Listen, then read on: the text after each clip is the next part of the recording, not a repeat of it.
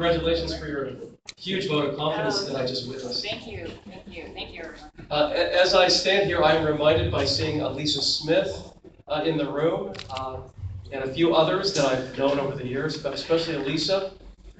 Back in 2000, I was a co-founder of the Glassell Park Neighborhood Council. Whoa. And so I have understood, respected, and admired the movement all these years. And it really is, the neighborhood council experience is something that catapulted me further into public life, further into public service. And when I started with Eric Garcetti back in 2002, that experience helped form the foundation on my outlook toward public service. Because I knew that as a volunteer for all of those years, living in Glassell Park and being active in Glassell Park, that policy and initiatives and issues should be driven by people who live in the neighborhoods. And that was a major foundation of my campaign. And Alexia Turan also back in the day in Cypress Park. You know, we are these longtime activists who care about our neighborhoods. And so I like to think that we always had and still have enlightened self-interest. And one thing I learned right away when I started work for Eric Garcetti back in 2002 is that a lot of public offices, staff members, elected officials, they're about halfway afraid of community activists. Maybe not even halfway sometimes. And I was warned over and over again, oh, look out for that neighborhood, look out for those activists over there, they'll eat you alive. And I always, when I would hear that, I was kind of thinking, well, I don't know, because that's kind of that's the world that I come from. And sure enough, as I began working for Eric as a field deputy back in 2002, in some of the most demanding neighborhoods in the district, hello Echo Park, I quickly realized that people demand what's better for their communities because they're passionate about where they live and where they work, and they care deeply about their immediate environment. And it was a perfect fit. It wasn't something that I was afraid of or something that I feared. It was something that I looked forward to engaging the community with all the time. And that informed every step of the way and everything I did. I did several things while in that office. Field deputy. I was field deputy in most of the communities at one time or another in the 13th district. Then I became the district director, and I focused and specialized on constituent services. And then I was Eric's project implementer, and I did projects across the district. I was a senior advisor. And it was neighborhood councils that helped give me that basis, that foundation that, as I said earlier, helped lead me into this larger role of public life. And during the campaign, my experiences really informed me in terms of putting everything together to win the seat. So I stand before you now as a neighborhood council activist. I was so into it back in 2000, the year after the charter passed, that I would take all these materials with me, like when I traveled, and read them. So it was important for me to get my arm around the citywide system of neighborhood councils and really understand it. And working with the neighborhood councils over the years has been a great experience. And I've witnessed the early beginnings of them, the growth, the bumps in the road, and what elements make up neighborhood councils that function really well, and what elements make up, in some instances, neighborhood councils that don't function so well. And so I think here we are basically in our 12th year of having them. Glassell Park, we were the third one certified. And for anyone who cares to do this, if you go look at the application, I submitted it. I did all the application forms, I did all the narratives that were required, produced a binder that was about that thick, and I walked it in myself over there on First Street back in the day. And we were finally certified in January of 2002.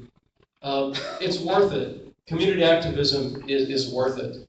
Caring about where you live and work, and investing in making your neighborhoods better, more vibrant, safer, cleaner. It's all worth it. It's what moves the city forward. And I can tell you that because anything I ever did while on staff of Eric Garcetti, and I do mean everything, was always in partnership with the community, and people who know me, Erlinda and David and residents who have worked with me over there, Christine, certainly Ed Hunt and Rusty and Gerard. You all know that my process is always in partnership with the community. It's what makes every project better. It's what adds the critical perspective to initiatives, to projects, to developments that make them better. And so as a Los Angeles City Council member now, you better believe that I will depend on the kindness of volunteers, the kindness of neighborhood councils, the energy, the intelligence, and the wonderful ideas that emanate from the ground up. That's really what makes this city great. It's not the ideas and the activities and the initiatives that start at City Hall and trickle down. It's just the other way around. So I'm very pleased to be a city council member here in the 13th district, and this is, well, this building isn't, but across the street's the 13th district. We're in the 4th, but who cares? It doesn't matter. What matters is that we have a large freshman class. We're all very energized about working together, and I know that several of my colleagues are going to depend on me to bring that neighborhood voice, that neighborhood perspective to decision making at City Hall. And I look forward to playing that role, and I look forward to having that voice be heard at the Horseshoe. And I really look forward to working with the neighborhood councils and continuing my work with the neighborhood councils, with the community activists on what I do and what I focus on at City Hall. Just because we have one decent budget year and the economy's looking better doesn't mean we're out of the woods by a long shot. I look at the decision-making on the city budget kind of like I did my campaigning for city council. I constantly ran like we were 20 points behind. I constantly ran like we weren't necessarily going to win the race. And that fueled me to victory with my wonderful team that was assembled. I look at serving on the city council the same way. We can't rest on our laurels. We can't say just because we have a decent year with this budget that was just enacted and is now in place for fiscal 2013-2014, doesn't mean that it's going to be extremely tough next year. And then, of course, there are repercussions and consequences to the neighborhood council system. You just mentioned it, tagging on to the support for Ms. Liu, restoring funding that's adequate. Well, if the city council, if we don't have our act together and make some fiscal decisions that are going to keep us on a path to fiscal solvency, to fiscal health, then the neighborhood councils are going to suffer as well. So I will, as a decision maker, as a legislator, be depending on your voice also in budget decisions. But it can't always be about, well, this is what we demand, this is what we want. It can also be your ideas for helping put us on a long-term plan to fiscal health in the city of LA. So with that, I don't want to drone on and on. You have some business to conduct. I want to thank you for carving out some time for me to say hi to folks. I'm happy to take questions. Absolutely. Sorry, Kevin, in the back. Councilmember O'Farrell, congratulations. Thanks for being here today. You mentioned a lot when you were speaking about honoring the work of neighborhood activists, but also about the idea of partnership and ideas and innovation.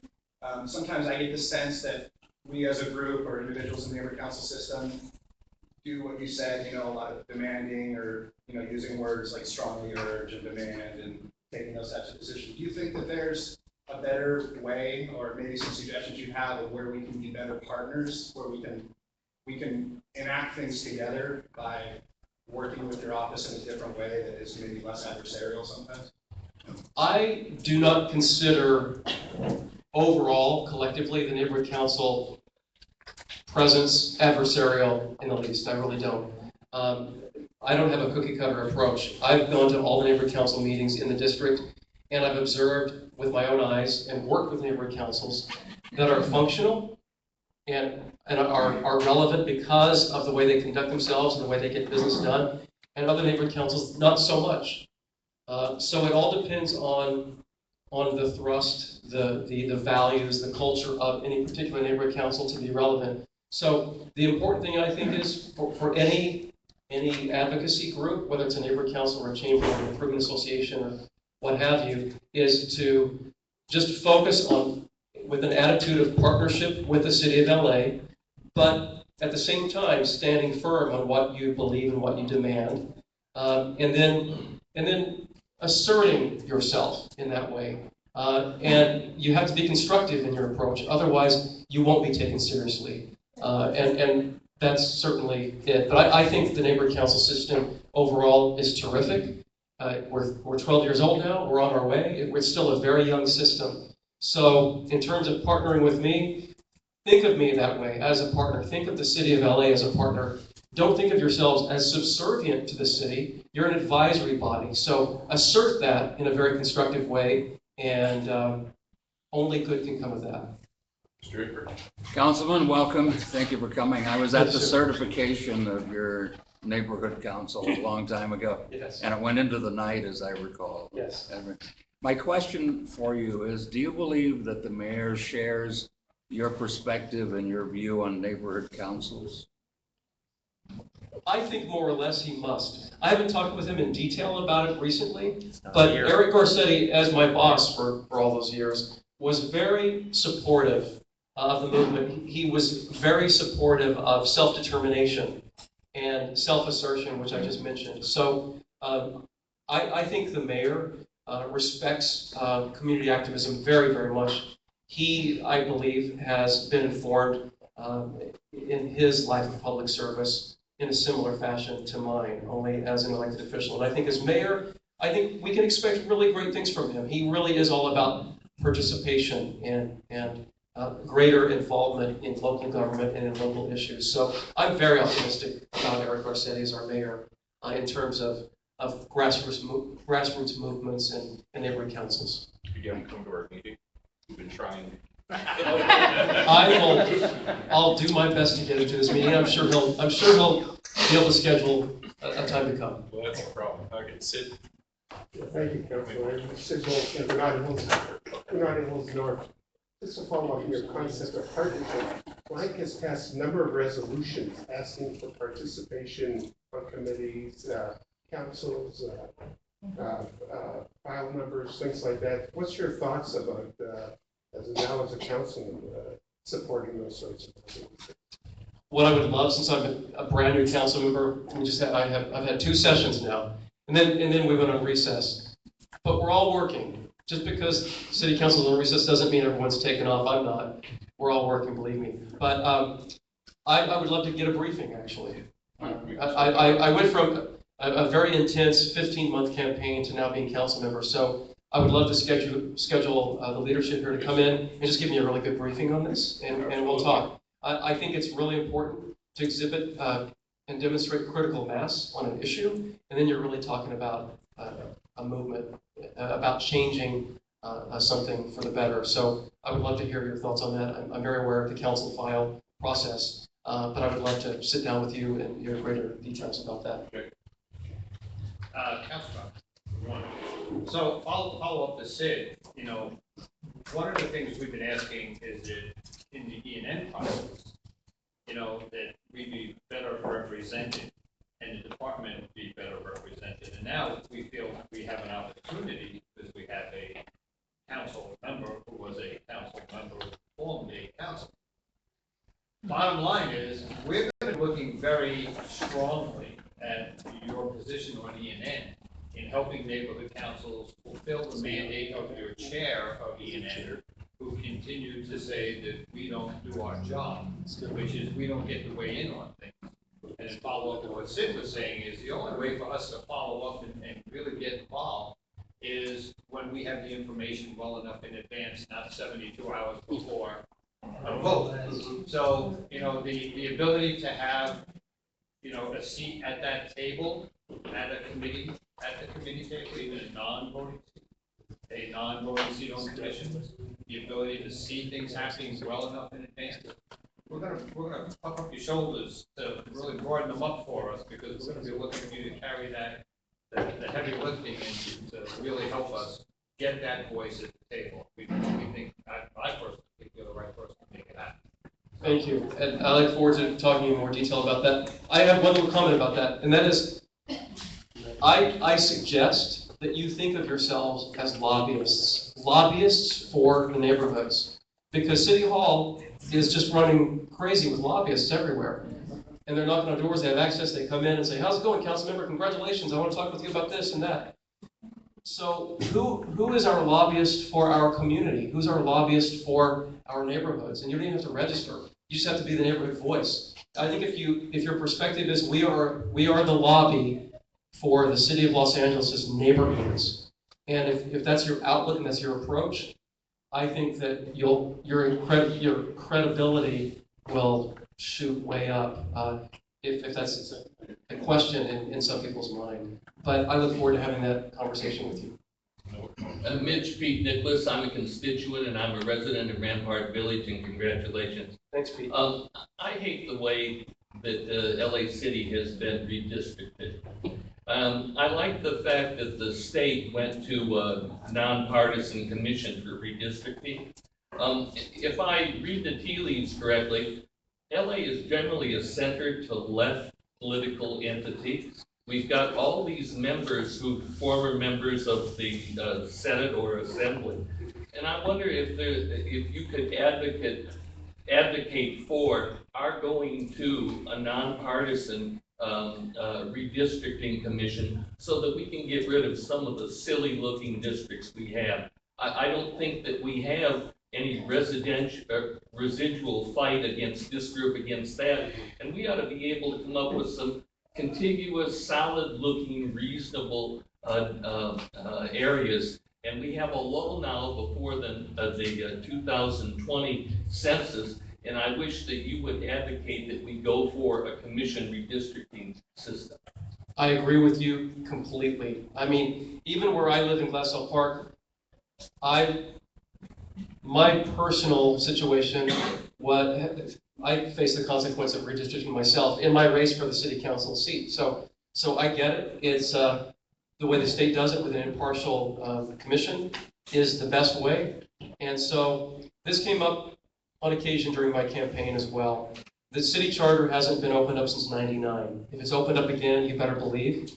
And I'm thinking about all this. You know, the redistricting thing was probably the ugliest one yet, the most recent one. We have some time to take a look at that. There are some other things that I want to look at with the city charter as well, like the elimination of the Board of Public Works, which I campaigned on.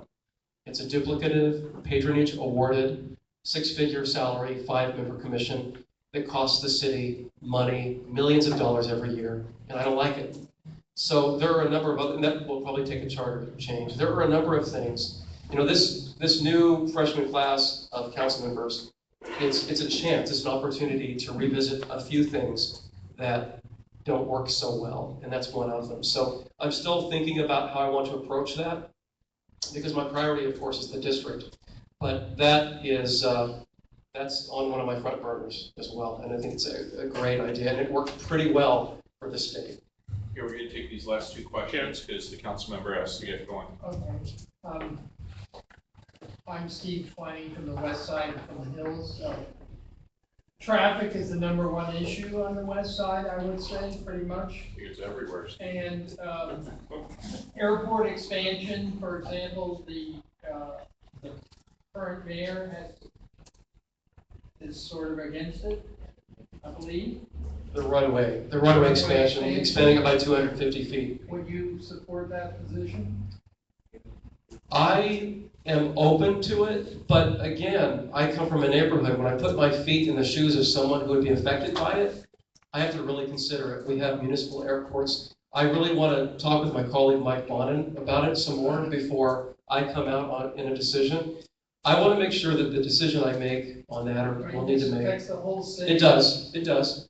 But I want to make sure that I'm completely informed, because there are 2 very different points of view, equally passionate. Shouldn't the rapid transit go into the airport? Absolutely. But that's not on the See, agenda. it's not an uncomplicated issue that involves mass transit and the airport expansion. They're intertwined. So the experts on this, quite frankly, and they have an opinion, and that is Bill Rosendahl, recently retired, and Mike Bonin, his replacement of the city council. I'm going to really want to sort of pick their brains on this myself before I just make it.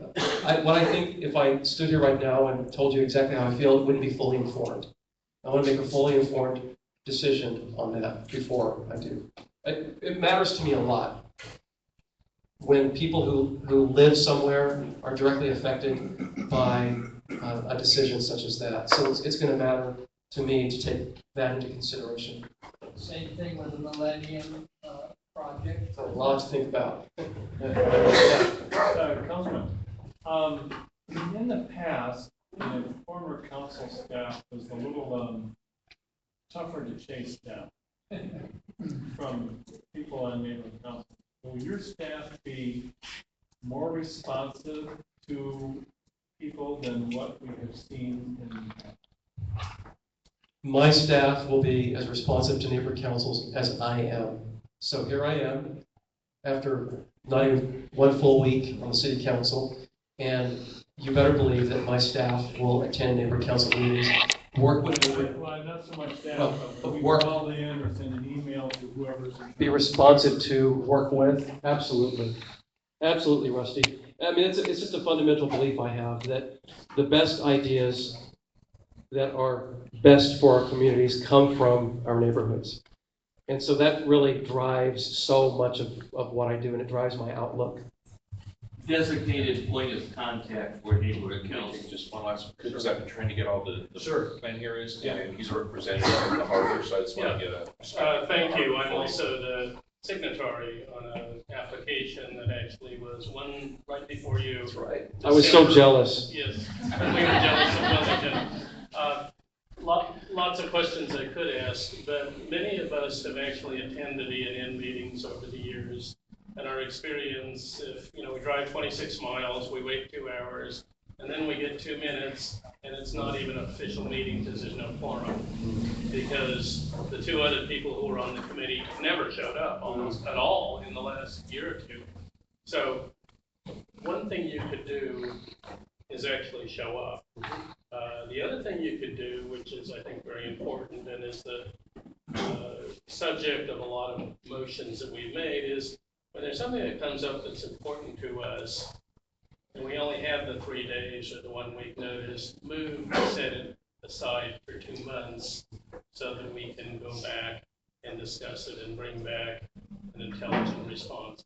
This is what we asked. Actually, the Harbor Alliance passed a very similar motion on Wednesday. So I'm just going to leave that with you. And one last thing is, after umpteen years in office, one thing you could leave as a going away present to the people of LA is a process for full public financing, which would be a reform that makes other reforms possible. Public financing for campaigns. Yes, same as Arizona. I would love that so much. It would have benefited me directly. My opponent outspent me by over $1 million. Outspent me by that much. So I'm with you on that. And I was having a conversation with my staff yesterday. I'm a total nerd. I will not miss any committee meetings unless I'm out of town or unless there's some sort of emergency. I'm really into this.